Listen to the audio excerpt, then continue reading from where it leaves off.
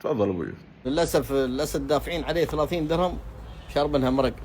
نايم يمكن امس بالليل كثير بيشتغل. حبيب يلا يوم اقول لكم هذه الحالة. هذه الحالة بس نوم.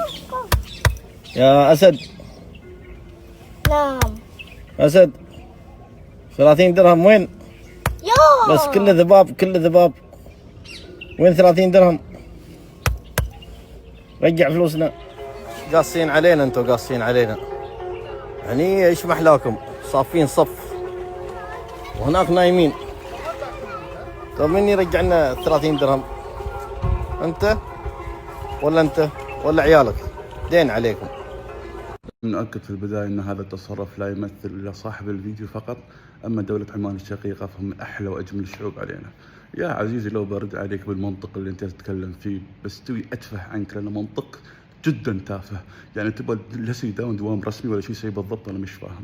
أنا لخص لك الموضوع، شوف أنت ولا وياك كم حسابكم، كم 30، أنا بطرش لك إياه من جيبي وفكنا من صدعتك. شر مسهل له.